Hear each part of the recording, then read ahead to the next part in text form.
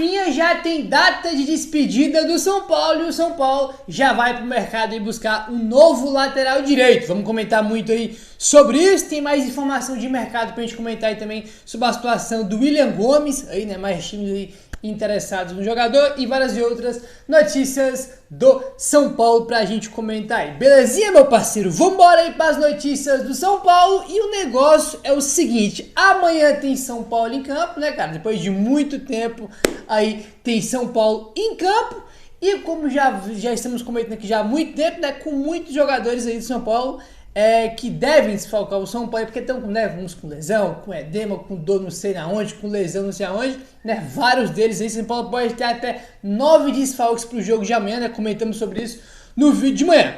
Informação aí do Alexander Vieira. O zagueiro Igão, das categorias de base do São Paulo, deve viajar com o elenco para Bragança. Arboleda e Ferrarese estão fora. Só sobrariam, em tese, os titulares Juan, Alan Franco e o Sabino. O Sabino que deve continuar na lateral esquerda. Olha que doideira, cara. O Ferrarese está na seleção e não vai jogar. O Arboleda provavelmente não vai jogar porque ele não treinou na segunda-feira e não treinou na semana passada. Então é muito improvável que ele vai pro jogo. Aí com o Arboleda e Ferrarese fora, tu tem o Alan Franco que é titular, tudo certo, ele é o titular do time. O Juan Tressoldi que deve jogar no lugar do Arboleda. E o Sabino deve continuar na esquerda, como o Alexander Vieira comentou. Resumindo, tu não tem um zagueiro reserva, por isso que o Igão vai viajar amanhã com o time para Bragança e vai ficar com uma opção no banco de reserva. A gente sempre comenta, né, pô, tem zagueiro pra caramba, é aí, mas amanhã o único que vai estar no banco vai ser o Igão, né, que é das categorias de base do São Paulo. O Zubejo gostou muito dele, né, quando ele foi lá visitar Cotina, assim, quando ele chegou, e um dos jogadores que ele mais gostou foi o Igão. Ele já trouxe o Igão profissional, não estreou ainda, é verdade, mas já foi pro banco de reservas em vários jogos. Acabou que não entrou, deve ir pro banco amanhã aí, né, porque o Sabino deve continuar na esquerda. A gente tem o Wellington que não vai jogar, tá fora, o Jamal Lewis se machucou na data FIFA, voltou, também tá fora. E na esquerda a gente tem a volta do Patrick Lanza, mas o Patrick Lanza não joga desde aquele jogo contra o Palmeiras. Você tem o quê? 4 meses mais ou menos aquele jogo lá contra o Palmeiras. E cara, pô, assim, é muito tempo de fora pro jogador já chegar e começar titular amanhã. Então o mais provável, como o Alexander Vieira trouxe, é o Sabino começa na esquerda, aí, né, improvisado, como aconteceu contra o Atlético Paranaense, né? Ele jogou como titular e o Jamal ficou no banco, né? Então a gente vai ter aí só o Igão aí provavelmente no banco de reservas, né? Enfim, problemas aí que a gente tem com muitos desfalques para esse jogo de amanhã contra o Red Bull Bragantino, né? Enfim, vamos avançando agora e continuando no tema aí São Paulo e Bragantino, rapaziada, olha só. O São Paulo acumula 40% de aproveitamento nos últimos 10 jogos contra o Red Bull Bragantino.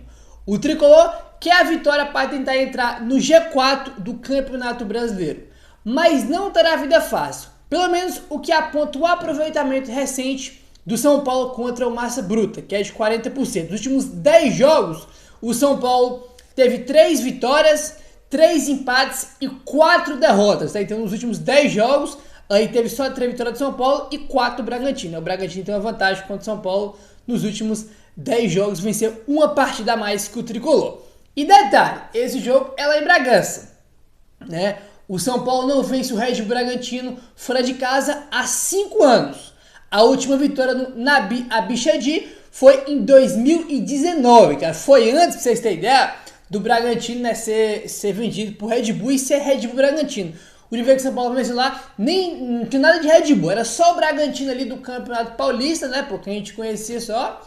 E pronto, não era um time de Série A como é hoje, com o investimento que tem, né, não tava na era Red Bull ainda, cara. Desde que virou Red Bull, o São Paulo teve muita dificuldade de jogar com o Bragantino, né? Seja no Morumbi, seja lá em Bragança. E na era Red Bull nunca venceu lá. Nunca venceu lá. O time que venceu lá foi em 2019. E eu me lembro desse jogo que eu tinha até visto, né, cara? Recentemente esse jogo, né, cara? Que foi um gol do Arboleda. E se eu não tô maluco, o outro gol do São Paulo foi do Lisieiro, se eu não tô maluco. Um foi do Arboleda, o outro foi do Lisieiro, se eu não tô maluco, né, que fizeram os gols lá em 2019 quando a gente venceu pela última vez, né? Os dois, inclusive, que não vão jogar amanhã. O Arboleda tá fora e o Lisieiro também é bem provável que seja desfalque do São Paulo para esse jogo. Aí, cara, o São Paulo, me parece, eu tava vendo o Arnaldo Ribeiro falar isso e é verdade. O São Paulo parece muito desmobilizado para esse jogo de amanhã contra o Red Bull Bragantino, totalmente desmobilizado, com um monte de desfalque, o time esfacelado. Olha, te falar, amanhã vai ser um jogo bem difícil pro São Paulo, já é naturalmente, ainda mais com o time, o clube desmobilizado para esse jogo e com tanto desfalque, né? O Arboleda sente dor não sei aonde, o Lisieiro sente dor não sei aonde, o Hélio também parece que já tá se poupando para poder se apresentar lá em janeiro no Southampton, né, cara? Então, né, tem jogadores na data FIFA aí por causa da seleção. Você vê, por exemplo, a gente tá brigando por uma vaga na Libertadores direto com o Inter. O Inter, por exemplo, tem jogadores colocados. O que é que o Inter fez? O Inter foi na CBF e exigiu que a CBF botasse o jogo do Inter para quinta-feira, para os jogadores que estão na data FIFA der tempo de voltar e jogar contra o Vasco. O Inter está muito mais mobilizado, né, cara? Muito mais preocupado, né, com o jogo que ele vai ter com o Vasco do que o São Paulo. Entendeu? São detalhes que são muito importantes no futebol e que o Inter tá tendo e o São Paulo não. Como, por exemplo, né, botar o jogo para quinta-feira para ter os seus jogadores que estão na data FIFA para poder reforçar o Inter na quinta-feira, né? São detalhes importantes que o São Paulo parece não ligar muito não, né? Fora os desfalques por lesão, né?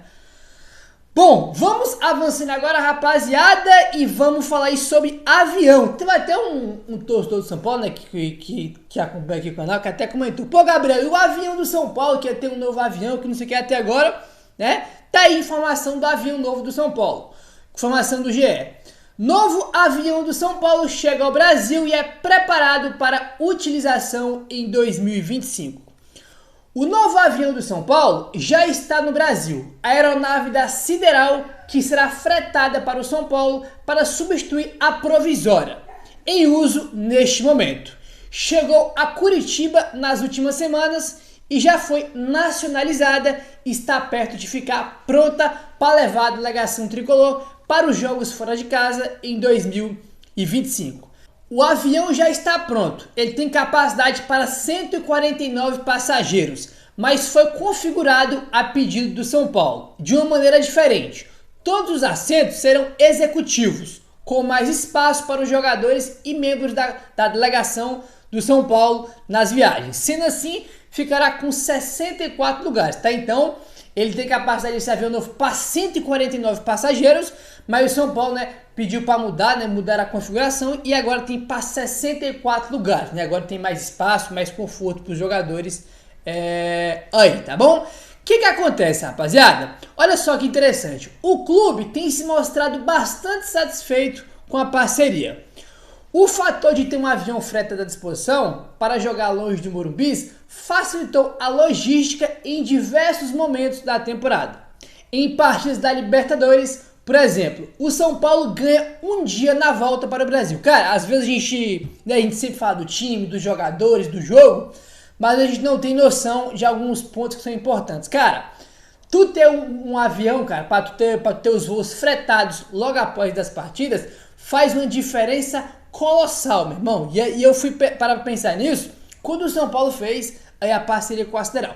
Por exemplo, o São Paulo, antes de ter voo fretado, o São Paulo ia viajar, né? O São Paulo vai viajar, sei lá, qualquer lugar, vai pro Rio de Janeiro, beleza, vai viajar pro Rio de Janeiro, joga lá contra o Fluminense, de noite. Aí beleza, o São Paulo jogando o Fluminense, acabou o jogo, todo mundo vai pro hotel, dorme, né, no hotel e no outro dia só volta, mano. Tu perde o dia inteiro lá, né, o dia inteiro, né, o dia seguinte do jogo, o dia inteiro, né, mano, só lá pra tu vir, voltar e chegar em São Paulo. Aí já custou um dia. Com o voo fretado, São Paulo joga, né, no estádio, acabou o jogo, irmão, todo mundo toma banho, todo mundo vai pro avião e já volta para São Paulo. Geralmente, os jogadores aí, eles ficam no CT da Barra Funda, né, pô, vem de avião, né, dorme no CT e no dia se apresenta aí normalmente para recuperar os jogadores, né, para iniciar aí já um treinamento. Você ganha, cara, basicamente um dia aí, né, a mais com o voo fretado, entendeu, cara? Então faz uma diferença muito grande. O Gé até põe aqui, ó.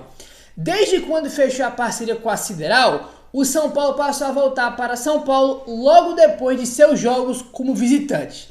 Olha aqui, antes, em diversas ocasiões, a delegação precisava dormir no local da partida e retornar para casa apenas no dia seguinte, porque ficava preso aos horários convencionais das companhias aérea, exatamente. Agora, irmão, acabou o jogo, o São Paulo volta na hora. Quando o São Paulo quiser voltar, já volta. E antes não era assim. Antes tinha, cara, dependido dos horários aí das companhias aéreas, o São Paulo não voltava quando queria. E o dia seguinte, depois do jogo, irmão, era só pra voltar aí pra São Paulo, né? Porque o time tinha que dormir lá. E agora não. Agora o São Paulo pega o avião, volta depois do jogo, todo mundo dorme no CT. E de manhãzinha todo mundo já se apresenta ali na Barra Funda mesmo, né? Como eu falei, né? Se apresentando. E aí, cara, então faz uma diferença muito grande. É basicamente, cara, tu ganha um dia a mais aí de treino, um dia a mais aí para recuperar os jogadores. Faz uma diferença colossal isso. Colossal, né? E eu só fui parar para pensar nisso, né? Quando o São Paulo fechou literalmente essa parceria com a Sideral, para você ver a diferença que faz. A gente tem muita noção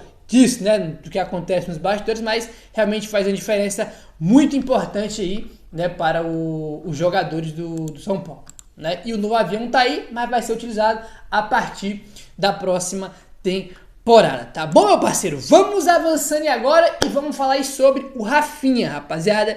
Informação aí do André Hernan. Essa história do Rafinha ainda não está totalmente definida. O que está claro é que o Rafinha quer continuar jogando pelo tempo que ficou lesionado. Qual é a saída? É jogar o Campeonato Paulista. O Rafinha vai para os Estados Unidos para disputar o torneio de pré-temporada e depois joga o Campeonato Paulista. Essa é a ideia. Os representantes do Rafinha estão esperando o São Paulo fazer a pontuação para a Libertadores na fase de grupos para depois sentar com a diretoria. O plano que está sendo desenhado na cabeça de todo mundo é que o Rafinha joga o Campeonato Paulista e logo após o campeonato se despede do tricolor. Tá, então, como a gente já vem comentando aqui, cara, ele já deu entrevista falando que quer jogar mais um tempo, porque ele ficou 3 ou foi 4 meses parado no começo dele. Ele perdeu a fase de grupos toda da Libertadores, basicamente, né, quando ele se machucou naquele jogo contra o Tadieres, bem na estreia.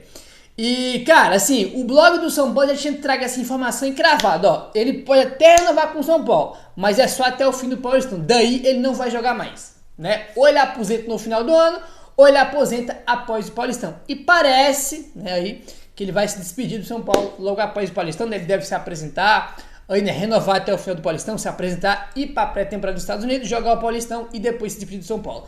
É o que está se desenhando e ficando cada vez mais claro, né? Aí o André Hernan coloca aqui, ó. Aí não tem um impacto econômico tão grande na folha salarial do São Paulo. Todo mundo vem entrando nesse acordo. A tendência é que aconteça isso, tá? Então o desenho é ele jogar o Paulistão e se aposentar aí logo após o Paulistão, né? Enfim, cara, e com isso, o que acontece? Com isso, o São Paulo já vai pro mercado aí para buscar um novo lateral direito. A informação que trouxe o Alexandre Vieira. O São Paulo já sabe da intenção de Rafinha para 2025 e está já no mercado em busca de um novo lateral direito. O entendimento é que, se o Rafinha renovar, seria apenas por mais alguns meses e não por uma temporada completa. Exatamente. Se o Rafinha vai jogar até o final do Paulistão, tu já tem que buscar o lateral agora. Busca o lateral, né? Contrata ele se apresenta, né, em janeiro ali, né, cara? Faz a pré-temporada ali com o São Paulo, né? Vai ter o Rafinha até o final do Paulistão, pô, vai aprender muito com o Rafinha ainda, com a experiência do Rafinha no dia a dia aí do São Paulo. Vai ter um período de adaptação, né? E vai ser o lateral do São Paulo junto com o Igor Vinícius e com o Moreira para a temporada, já como o Rafinha vai sair pós o Paulistão, né? Então, tá certo que não der pro São Paulo, né? Esperamos que o São Paulo não traga o lateral só depois que o Rafinha sair, né? Porque a gente já viu essa história com o lateral esquerdo do São Paulo esse ano que foi com ele, tá? Então eu espero que o São Paulo já contrate né? Já pra pré-temporada já ter um lateral direito aí. O Casares deu entrevista foi ontem, né? Foi ontem, né? No evento que teve lá né, da SPFC University, que é a Universidade de São Paulo. Ele falou que o São Paulo tem 3 prioridades, né? Uma lateral direito, um lateral esquerdo, que é a prioridade máxima, segundo lateral direito, né? E o meia. São as 3 posições que o São Paulo vai buscar para 2025. Então o São Paulo já está atrás no lateral, porque sabe que se o Rafinha renovar, vai ser só até o final do Campeonato Paulista, né? Enfim, vamos aguardar essa definição aí, tá? Tem alguns portais aí na Inglaterra, cara, falando sobre interesse de alguns clubes ingleses na contratação do nosso querido, né, do nosso principal jogador que vem de Cotia hoje, que é o William Gomes.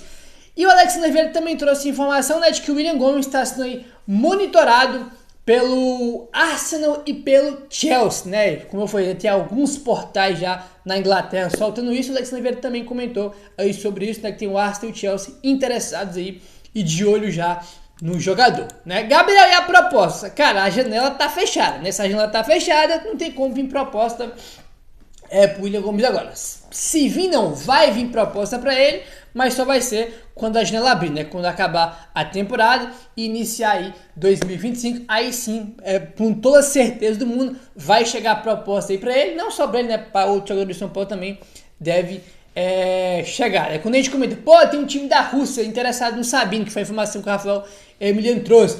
O Bahia está interessado no Rodrigo Nestor. Só vão chegar a proposta na mesa, irmão, quando abrir a janela. Agora a janela está fechada, né? Então, agora é só sondagem, interesse, monitoramento. A proposta mesmo na mesa, irmão, tá oferecendo tanto pro tal jogador, é só quando abrir a janela, né? Porque fica gente falando, pô, mas só sondagem, mas só interesse, que não sei o que, proposta nada. Cara, a janela tá fechada. Só tem proposta na mesa quando a janela abrir, né? Vamos raciocinar um pouquinho aí. Quando a janela tá fechada, irmão, é notícia só de monitoramento, de interesse, de sondagem. Proposta quando a janela tá aberta e é muito provável que vai chegar a proposta pro William Gomes aí quando acabar a temporada, né? Bem provável aí, porque o São Paulo já recusou propostas por ele e pelo Ricardo quando ele estava na base ainda. Antes dele estrear no profissional, São Paulo já tinha recebido proposta aí por ele e recusou, né? E ele começou a jogar bem, não joga tem muito tempo, é verdade, mas quando jogou bem, né? E é um jogador que tem um potencial aí gigantesco. Meu parceiro, dá aquela moralzinha, se inscreve aí no canal, deixando seu like, valeu, tamo junto e saudações tricolores.